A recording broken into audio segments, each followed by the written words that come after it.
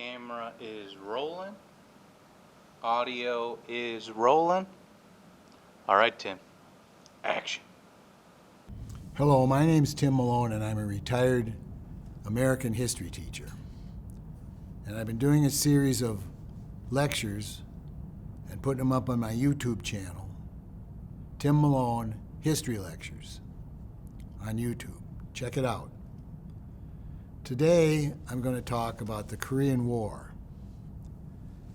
And I'm somewhat ambivalent about the Korean War, and I don't even know how to explain that.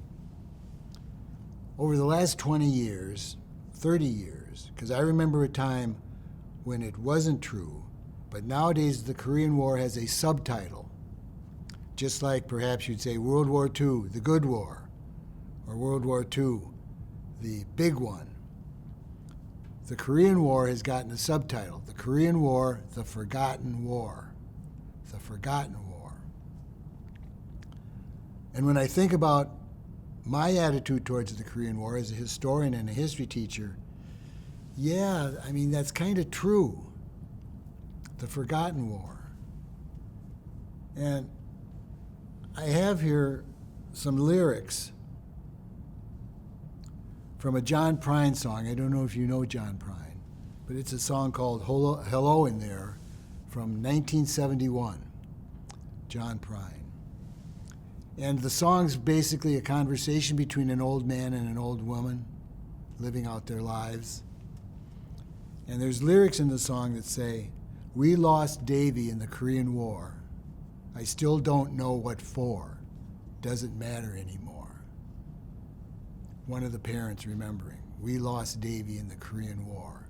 I still don't know what for. Doesn't matter anymore. Doesn't matter anymore." The Forgotten War.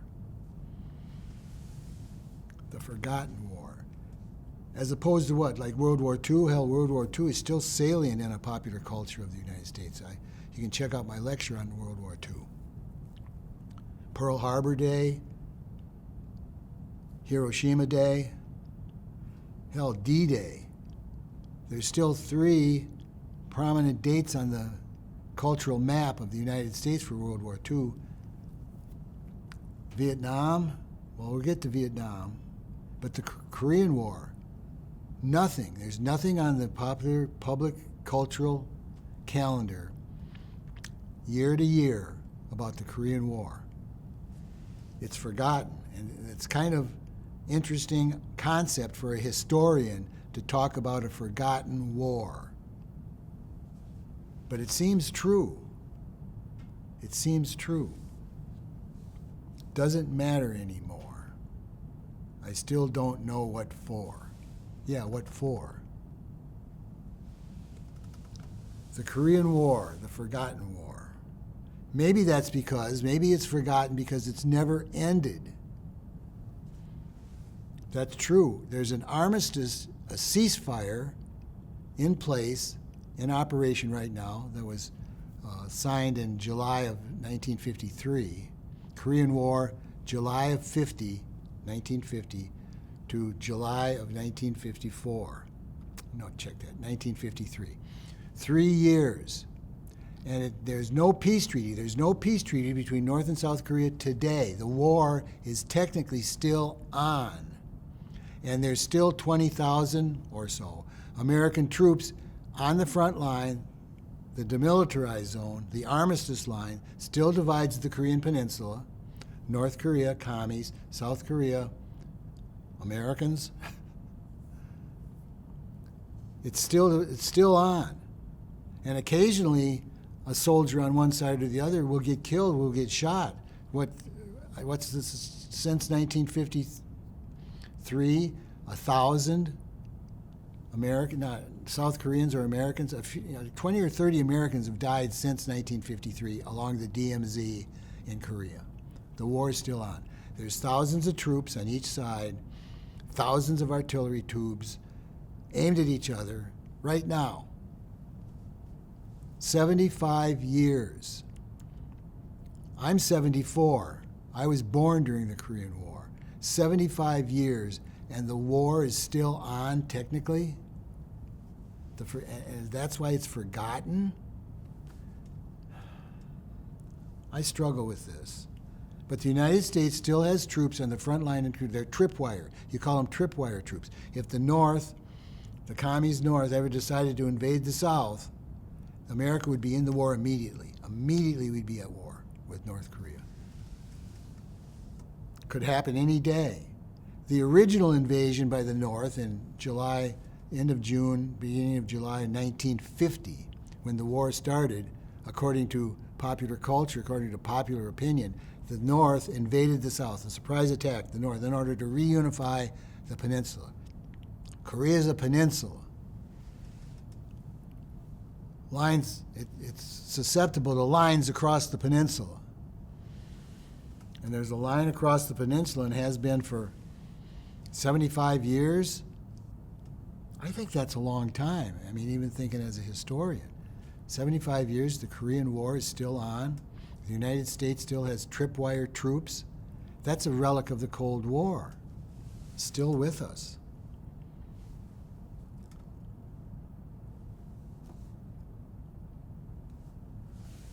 Another point about the Korean War, and you know, I'll come back and talk a bit more about this forgotten war stuff, because I think, as a historian, I kind of hate subtitles, although I think sometimes they're useful.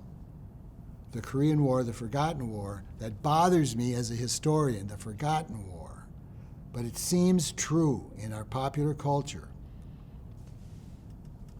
I mean, there's no anniversaries. It just seems gone. And, over 50,000 Americans died in the Korean War. Americans fighting to preserve South Korea, an entity that the South Koreans don't believe is apt. To this day, both the government in North Korea, the commies, and the South Koreans pretend that their governments are for the entire peninsula. There is no recognition in either the constitutions of either country that they recognize the division of the peninsula. Both governments pretend they rule all of Korea to this day. And there's North Koreans and South Koreans who believe that force should be used, if necessary, to reunite the peninsula. Reunification is still a prominent idea in Korea, 75 years after the end of that war. It puzzles me in some ways. Another point about the Korean War, it was a presidential war. The first presidential war, some historians say.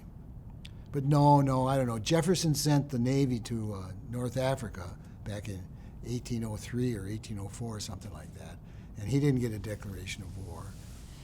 The United States sent troops to Haiti and the Dominican Republic and Nicaragua in the early 1900s, occupied and killed people, and there's no declaration of war sent there by Teddy Roosevelt and Woodrow Wilson and the such.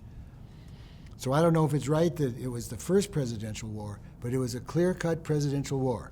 Harry Truman quickly decided, within hours of the invasion out of the North, we'll talk more about that in a minute, decided to commit American troops from Japan. Americans were already occupying in Japan. They had troops. Committed American troops to defend South Korea within hours. No Congress, no consultation. The President of the United States ordered troops into a war, presidential war. Now we'll talk about the executive power of the presidency of the United States and how,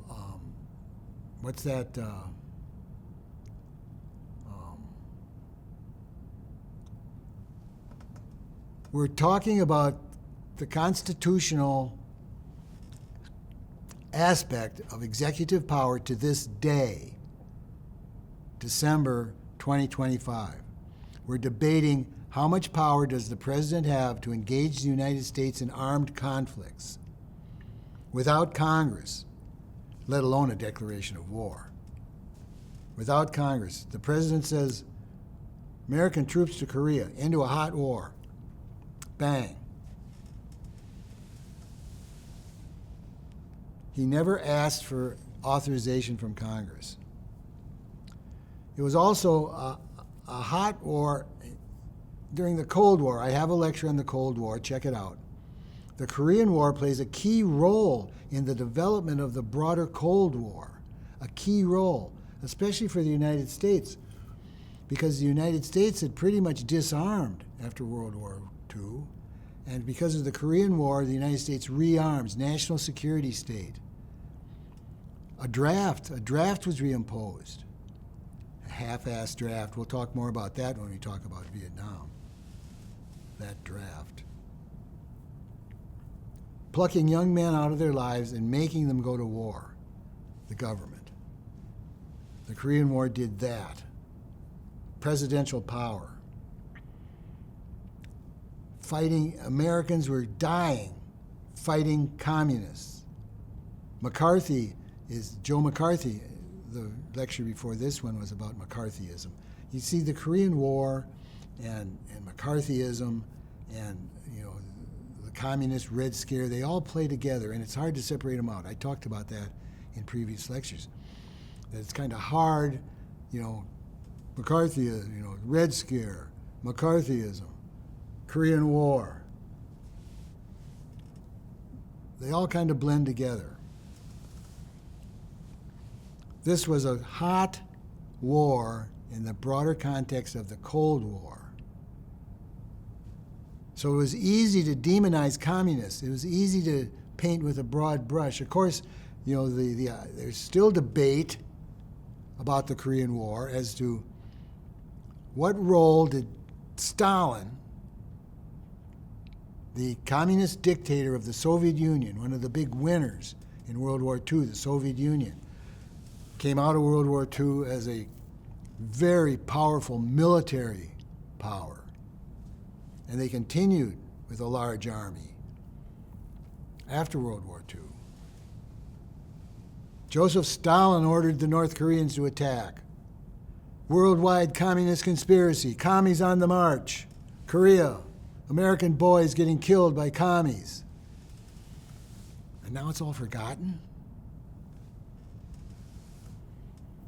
Played a key role in the development of the Cold War, the Korean War did. It was a limited war, and that term was used, a limited war, because both sides had nuclear weapons.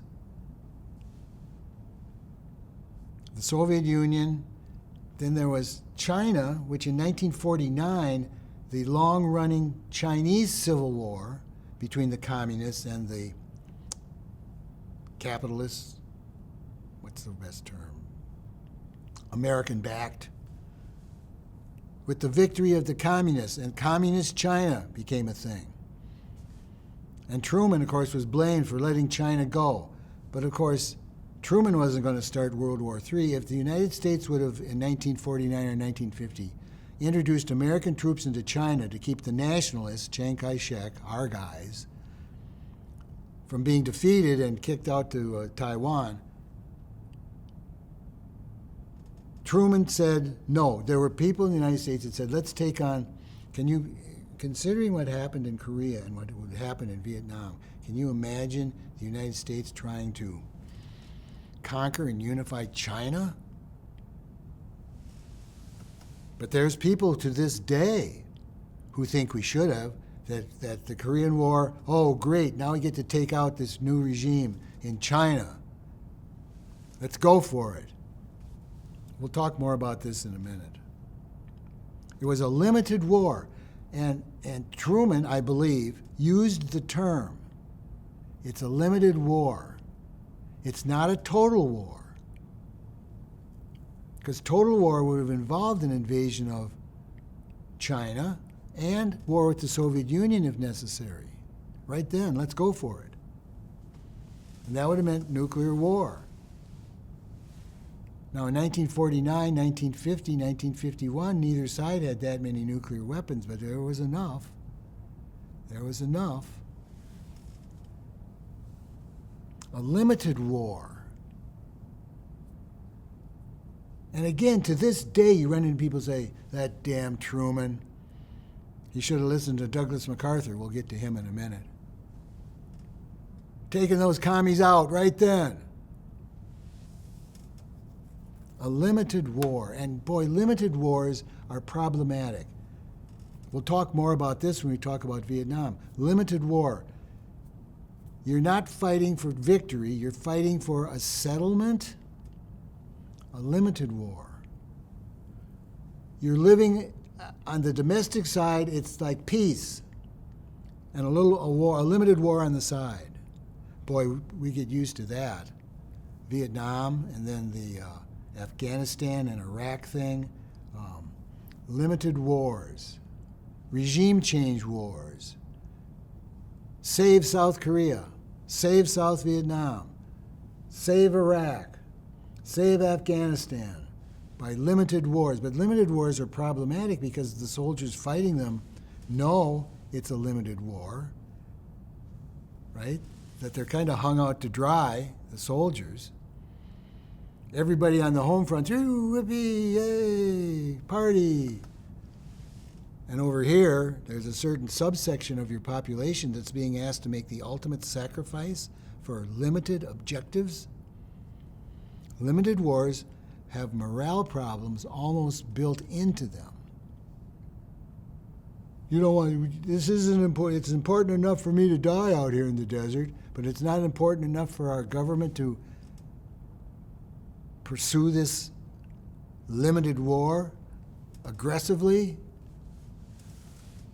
The first limited war, well, no, again, probably not the first, but some historians frame it that way.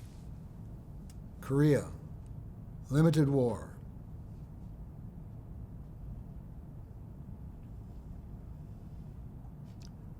Yes, again, the Korean War was a limited war, but in some ways was fought as a total war, particularly as concerned American bombing. We wrestled complete control of the air over Korea early on, by and large, and bombed the hell out of the communists wherever they were, mostly what would become North Korea. North Korea, you see pictures of the cities of North Korea after the war, and there's literally nothing above eye level. It's just rubble. It was an unbelievably harsh, heavy, persistent bombardment of mostly of what would become North Korea.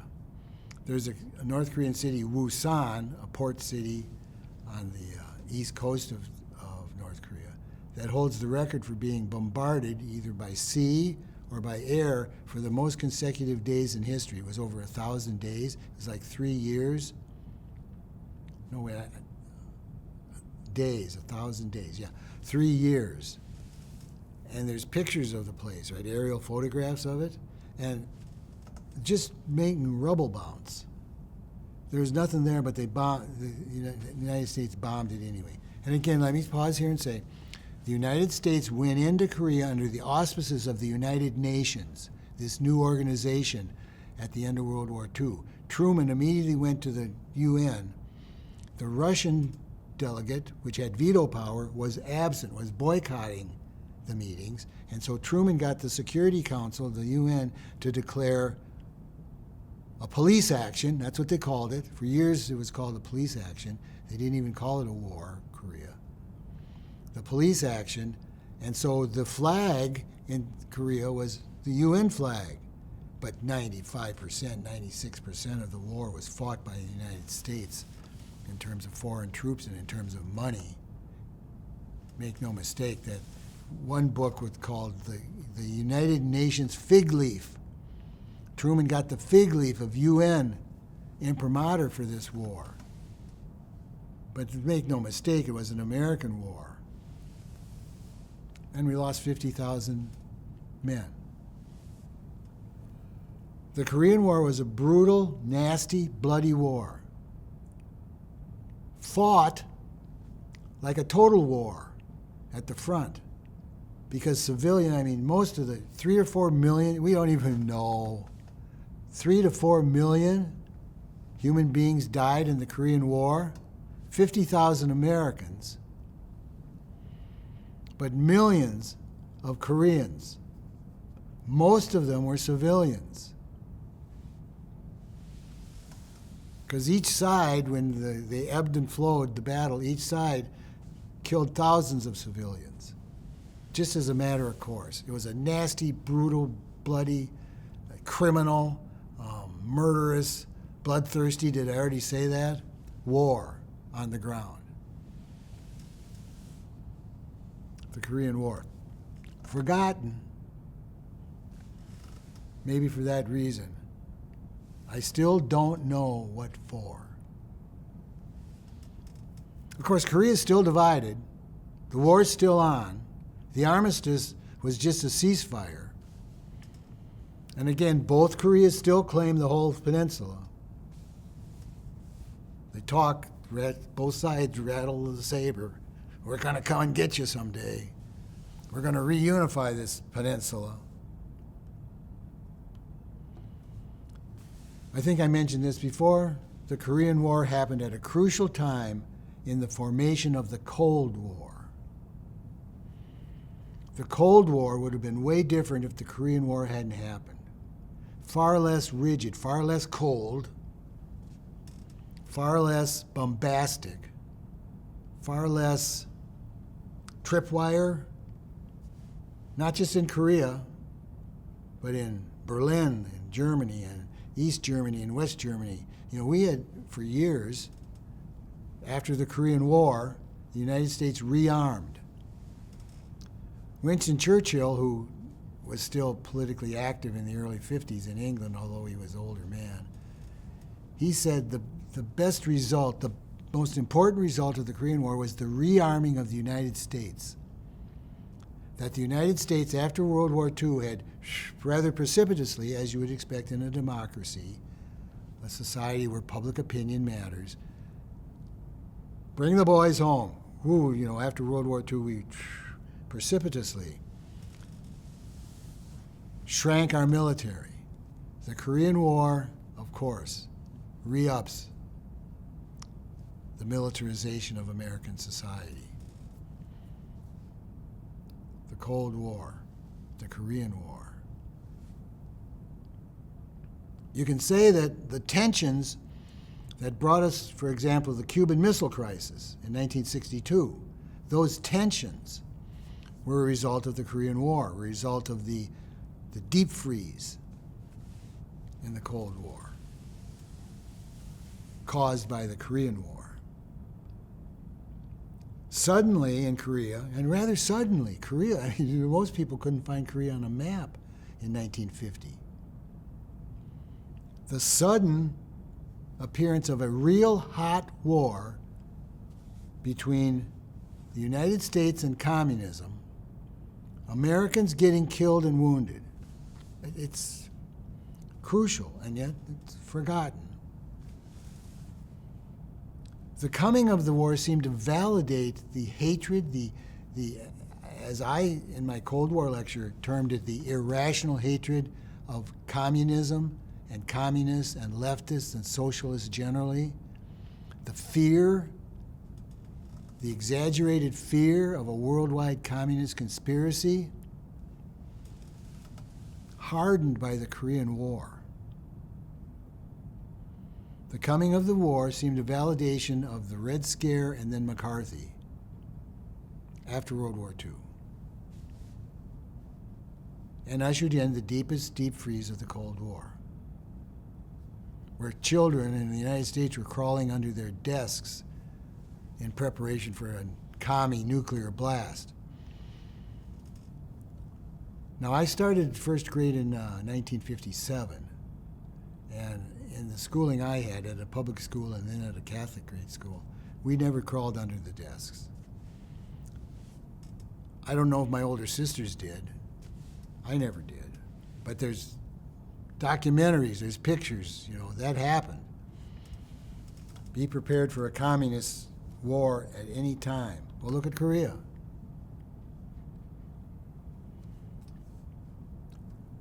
The Korean War started as a Korean civil war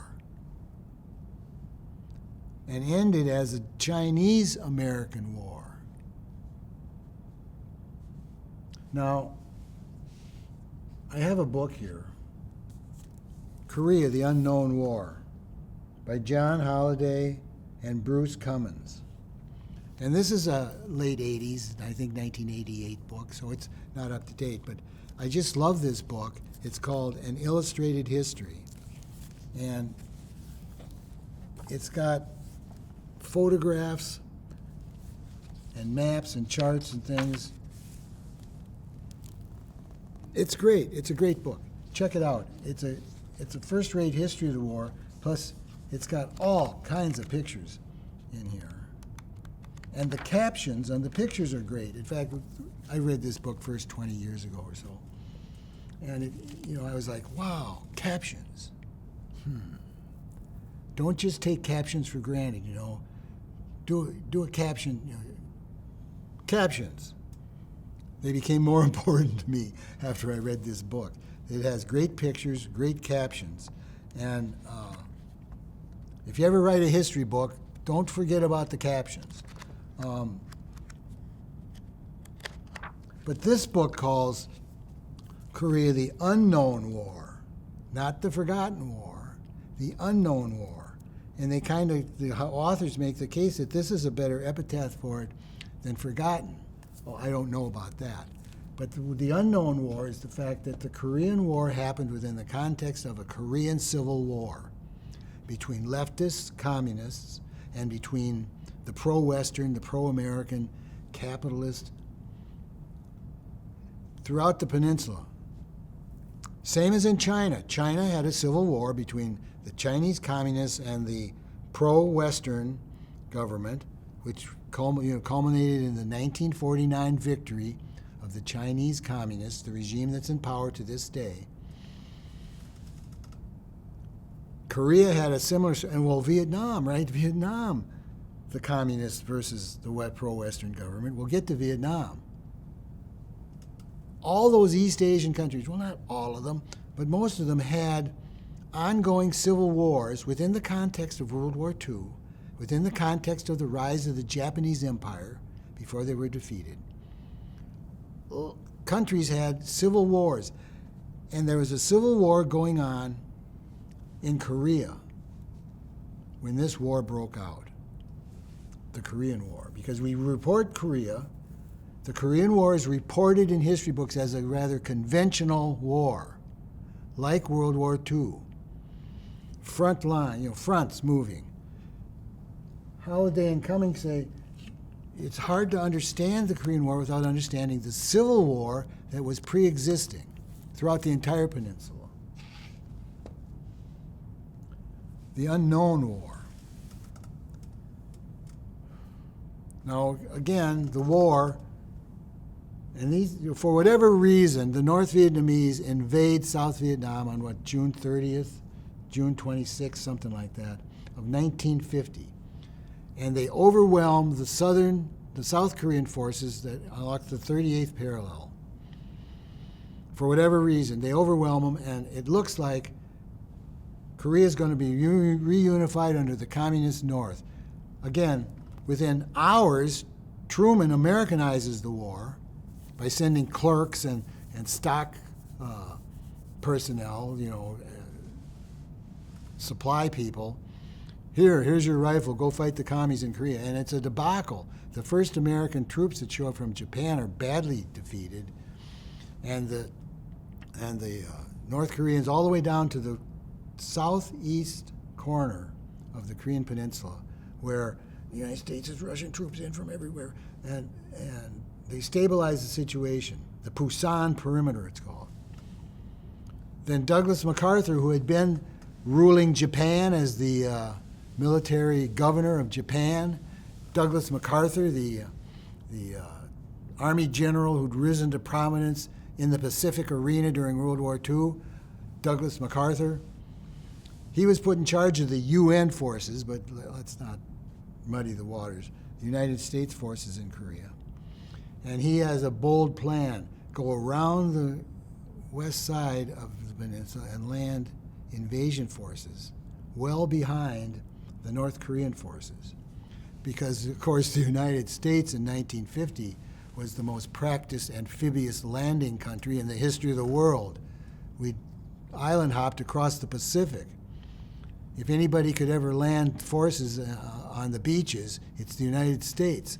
And so he landed on the beaches well behind the lines, and then the North Koreans collapse, and they run. And what was been South Korea, I got to explain this, what had been South Korea was restored. And Truman and MacArthur could have stopped back at the 38th parallel where the war started. But no. MacArthur convinces Truman, well, let's take the north. We got him on the run. We'll reunify the peninsula now.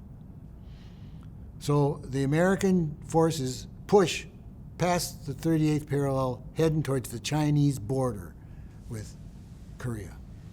Now, we don't have diplomatic relations with the new, relatively new, communist Chinese regime.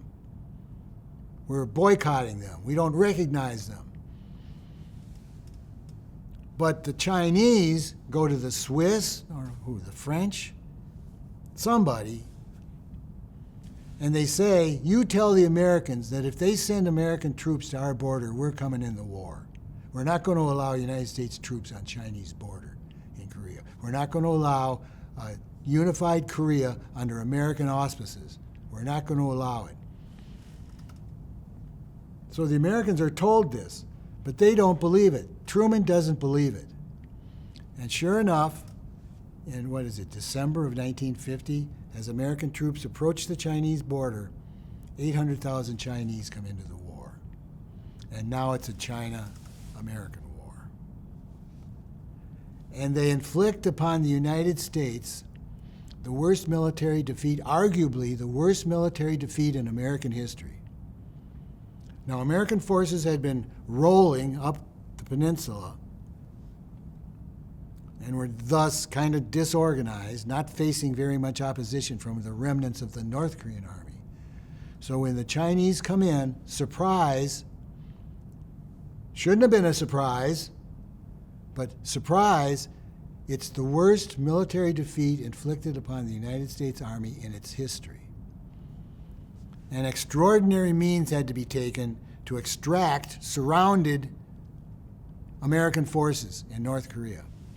So then the Chinese and the remnants of the North Korean army pushed the United States back, 38th parallel again, and they continue down. They retake Seoul, the capital of South Korea, and they go down. And again, the United States, more troops, more troops, more troops, more troops.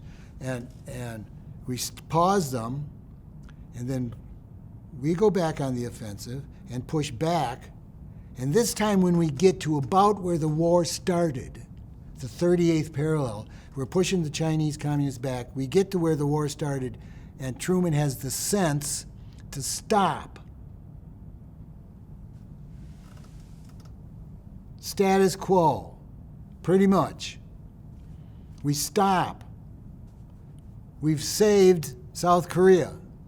We're not going to try to take North Korea again. Chinese won't allow it. And the war ossifies about where it began.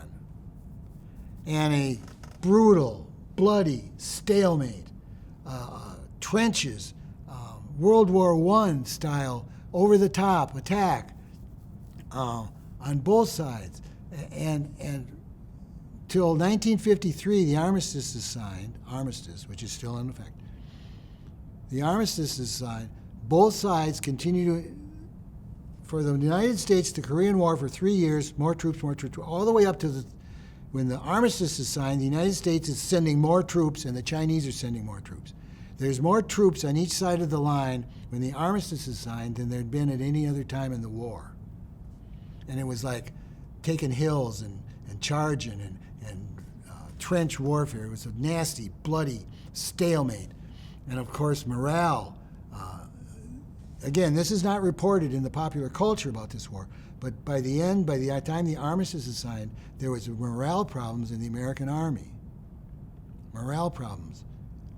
We still don't know what for. Now, there's going to be problems in Vietnam, too. We're going to get to that. There's going to be problems in Vietnam. Another stalemate. Stalemates are not good for troop morale.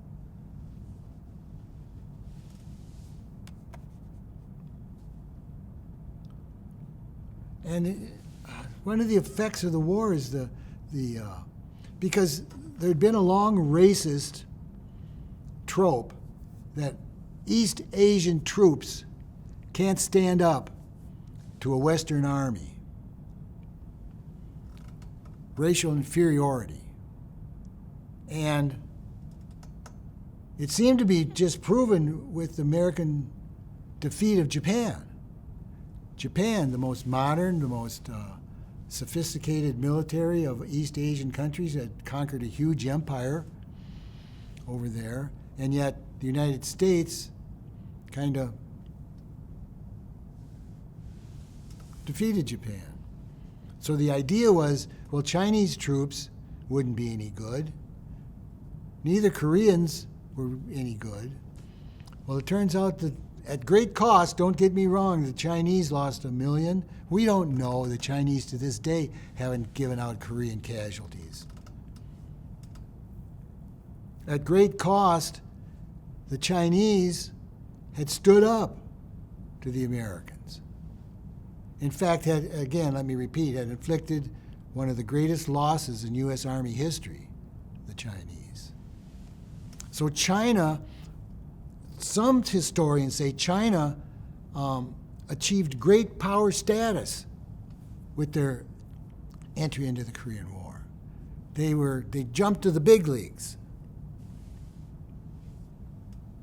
At great cost, the Chinese fought the United States to a stalemate.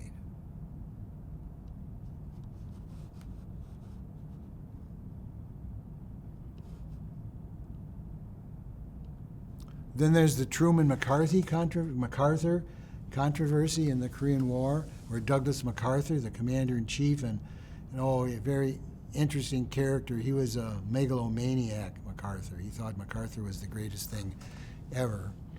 And he and Truman clashed because, MacArthur was the commander-in-chief of the Army that had the greatest defeat inflicted upon it in its history. So he kind of goes nuts when the Chinese enter the war, and he asks Truman, he says, give me 50 atomic bombs, Mr. President, and I'll use them at my volition. I'll decide when to use these nuclear bombs. And we're going to bomb China. We're going to bomb the bases in Manchuria. We're going to bomb China. We're going to bring China into the war. And MacArthur wanted to take nuclear waste from the United States in liquid form, which we had stored, dangerous stuff from our nuclear bomb project, and ship it to Korea and spread it along the border with China and North Korea so that Korean soldiers would walk through the nuclear waste and 2 weeks later, radiation sick. Like the book says, MacArthur, after the Chinese come in and he kind of slips a lever or slips a gear, it sounds like an insane warmonger. And so Truman finds it necessary to dismiss him. He dismisses, and in public opinion in the United States, Truman takes the hit. The American people, according to the infant public opinion polling industry at the time, Truman popularity sinks down to the 20% level. MacArthur comes back after being sacked by Truman, comes back as a conquering hero and tours the country and has speeches to big crowds, talks about running for president in 1952. Douglas MacArthur, a maniac. And Truman, it takes the worst of it, the Truman-MacArthur controversy. But of course, historians say, well, it proved, or it reinforced the president as commander-in-chief. Truman constitutionally won because MacArthur had to go. Truman said, you're fired. I don't care how popular you are, you maniac. But Truman takes the beating politically on the home front. Douglas MacArthur. The Korean War destroyed Harry Truman politically. He got the country stuck in an unwinnable war. That'll do you in as president. Ask Lyndon Johnson. He got us stuck in an unwinnable war and couldn't run for re-election. According to the 22nd Amendment, Truman could have run again in 1952. But he decided not to because he was so unpopular. Now, we talked about Truman in a previous lecture. Now he's considered one of the top 4 or 5 presidents in American history, and yet he was so unpopular in 1952, he couldn't run for re-election. Now he's considered one of the top 4 or 5 presidents. His reputation was burnished, was abetted by the forgotten war. The Korean War is forgotten, and so Harry Truman's historical reputation has gone up. Doesn't matter anymore.